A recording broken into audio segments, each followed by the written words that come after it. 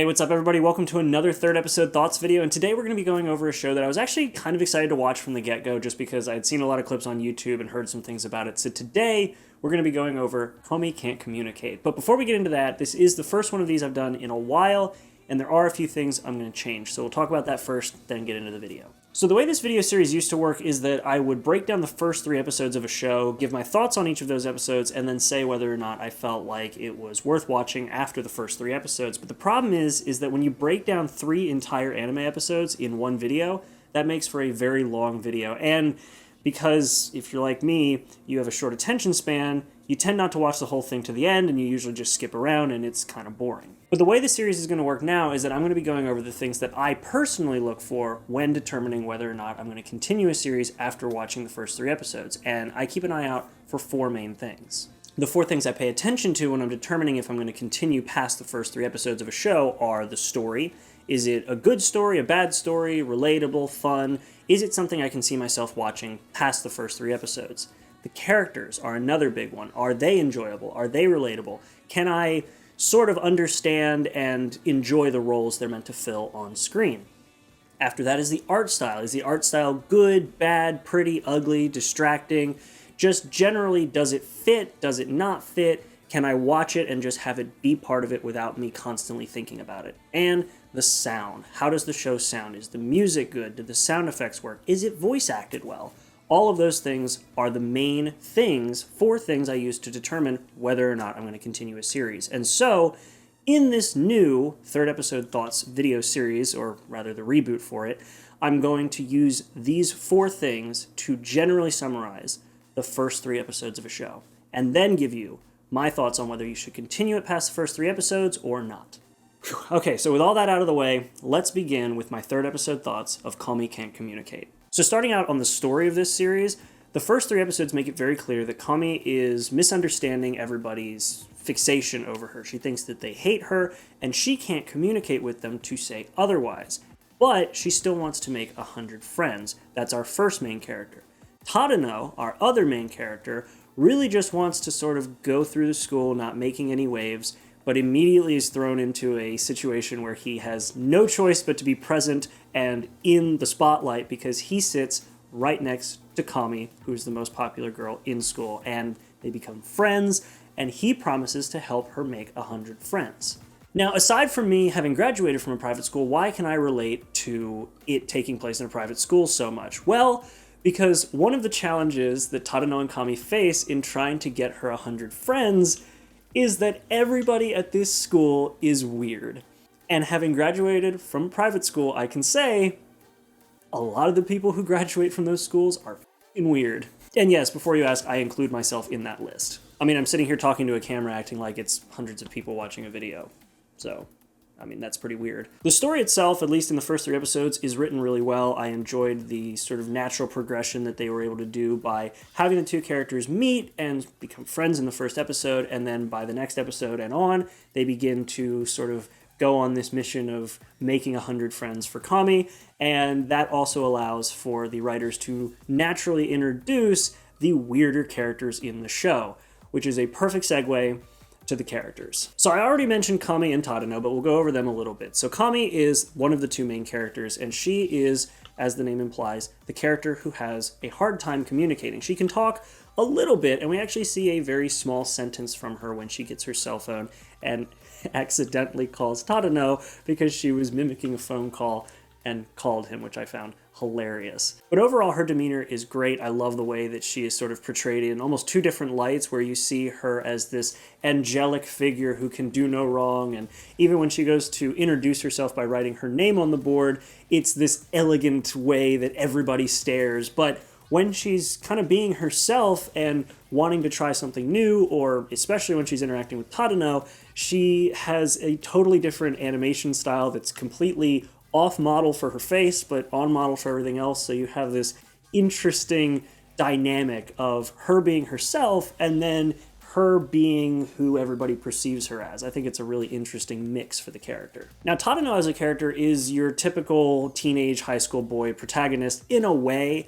He is basically looking for a normal high school life and doesn't get that because of a situation that he was thrown into unintentionally. However, I do really hope that the dynamic between Komi and Tadano does become something more. I think that could be pretty interesting, and I think the way the story has sort of portrayed itself so far, it's sort of a natural evolution for them to eventually get there. I hope so, but again, I'm only 3 episodes in and I haven't read the manga, so we'll see. Now, aside from Komi and Tadano, we've only been introduced to 2 other characters because the remaining characters that we've been introduced to have not been formally introduced to us as characters with names.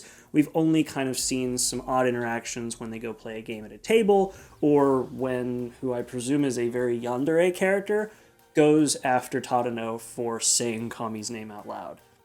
So that was something. So the 2 characters we're introduced to, aside from Tadano and Kami, are Najimi and Agiri. So we'll go over them and then move on.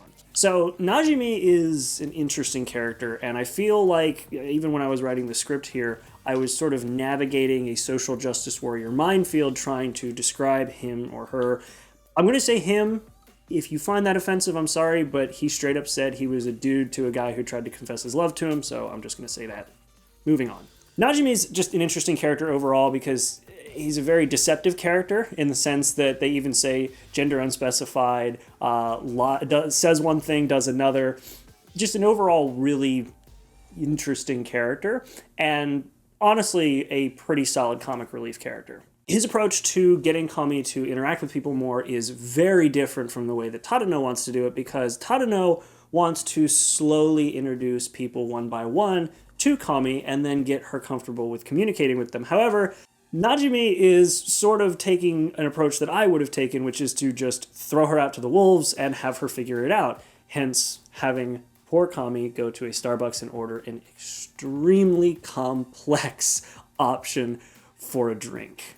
So yeah, overall with Najimi, I feel like he's going to be a very interesting comic relief character, but not just comic relief. I think he's also going to potentially be the wrench in the gears of Tadano's plans to help Komi become more comfortable communicating with people. At least that seems how it's going to be, so I hope that is the case. Now, the last character we're introduced to in the first 3 episodes is Agiri, and she's actually introduced to Komi through a misunderstanding, which is funny because the misunderstandings between Komi and other characters seems to be pretty common. Najimi actually had a complete misunderstanding of Komi back in the day when he first met her because he thought she was ignoring him, which actually wasn't the case. Agiri thinks that Komi is stalking her, and that's how they're introduced. However, the actual reason why Komi is following Agiri is because Agiri has stage fright, and when Komi was told this, she felt as though there was something they could potentially bond over as friends. Now, the solution to this misunderstanding is Agiri realizing that Komi scaring the crap out of her allowed her to speak in front of people and give them the information a teacher had told her to give them earlier, which I think is kind of funny. And at that point, Tadano asks Agiri if Komi can be her friend, and this is where the weird character comes in. Again, a lot of people in this series seem to be very weird. So far we have the yandere, we have the trap, and now we have the dog? So basically Agiri says that she can't be friends with Komi because of the fact that she is way too lowly to be anywhere near Komi's level, because again, everybody in this school treats Komi like a goddess. So instead she offers to be her dog. Alright, cool. I feel like that's going to be something that comes up more in the series, I guess. Overall, I feel like Agiri is more so the comic relief than Najimi, but I feel like Agiri is not going to be nearly as much of the wrench in the gears person as Najimi is going to be, but we'll see. Overall, the cast of characters is pretty well rounded, at least from what we've been introduced to so far, and especially with the one yandere character who we haven't been fully introduced to yet, I feel like there's going to be a pretty well-rounded mix of odd characters to really make Tadano's goals of helping Komi even more difficult and to make scenarios even more awkward and even more stressful for Komi. So I'm looking forward to that in future episodes. Now, when it comes to the art style of this show, I feel like this show definitely does a good job of sort of cranking up the animation when it has to give you beautiful scenes like this. Honestly, one of the most beautiful scenes I've seen in a first episode of an anime in a long time. But this same art style is carried over even in dialed back moments where it's just a static image, but the design, the drawing of the background still looks like the high budget stuff, just not moving as much. When the animation itself is actually on full budget, full blast, it looks amazing. And again, one of the most beautiful scenes I've seen in an anime first episode. And even the very first scene with Komi going to school is amazing looking with the cherry blossoms and everything. Now, when it comes to character animations, all of the characters are fairly lively. I think Najumi's animation fits his more troublemaking, charismatic self pretty well. And I love the fact that Komi, like I mentioned earlier, is sort of animated in two different ways. We have the way she's perceived as this pristine, beautiful goddess, and then we have herself, which is this wide-eyed, no-mouthed, sometimes has cat ears sort of character, and I love that dynamic. I think overall, when it comes to character animations, the look of the show, the art style, all of that, it is a very good looking show. It's animated well. Every character's physicality is done really well. And I think that it's not so in the way that it becomes distracting, but it's also present enough that it doesn't fall into the background and get forgotten. Now, when it comes to sound, this is interesting because you have great music mixed in on scenes where it really counts, like, as I mentioned earlier, the chalkboard scene. But something I didn't think about until I was writing this script is that music was really all that carried this scene, aside from the sound of wind blowing and chalk writing on a chalkboard. And then it hit me. Komi doesn't talk very much. So the voice interactions with these voice actors is really good. Don't get me wrong, this show is voice acted very well. But because Komi doesn't communicate and she talks to Tadano in the first scene on a chalkboard, that entire scene is done without dialogue, and the music carries it. It's actually funny because I was almost surprised when the music dialed back and Tadano started talking. It kind of took me by surprise because I just got wrapped up in it because of how good everything was mixed together. It's not often that I really praise a show for music being as present as it is. I think if it's present enough while the show is going on that you notice it, usually it's got to be something super important so that the music has a reason to be there, and this fits that perfectly. And when it's not really necessary, it dials the music and the sounds back enough that it's not distracting. At least for these first 3 episodes, the sound and music definitely works. I think the opening is awesome. The ending is also good, though I just generally like the opening more, which I didn't mention the opening in the art style section, but the design for that opening is phenomenal, but I don't really count that in the show's animation, solely because it's usually done in a completely different way than the way the show actually looks because the budget's higher. But yeah, overall, the music is phenomenal and it carries scenes beautifully. The background music and the background sound effects don't get in the way, and the voice acting is really good. I love poor whoever they got to voice Komi just making these tiny little noises, like, fits so well, and everybody else is voiced exactly as I would look at a character and hear their voice in my head, so kudos there. Alrighty, so with those 4 things out of the way, here's my thoughts. Komi Can't Communicate is one of those shows where if you're really looking for a sort of slice of life or high school anime with an interesting premise, interesting characters, and one character in particular with a very interesting character trait that allows for natural but funny and or stressful scenarios to happen, I think it's a good show. I know that's super specific, but in general, I feel like this is a very wholesome anime, period.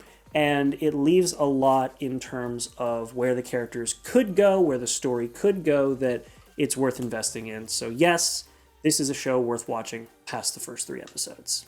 So yeah, that's it, everybody. Thank you so much for watching. Hopefully you guys enjoyed this video. I know it's probably going to be similarly length to the previous breakdowns, but I figured I can be a little more thorough by covering these main topics as opposed to breaking down every episode. But we'll see. Leave a comment letting me know if you guys enjoyed this. If you liked it, leave a like. If you disliked it, you can definitely dislike it. But if you do that, please let me know in the comments what you didn't like so that I can improve it for later. And aside from that, a subscription would be awesome. You guys are great. I'm selling merch. I still have merch. I've been selling it for a while. I just haven't been promoting it. So I sell merch. This one was one of the 2 designs that I got during a design contest.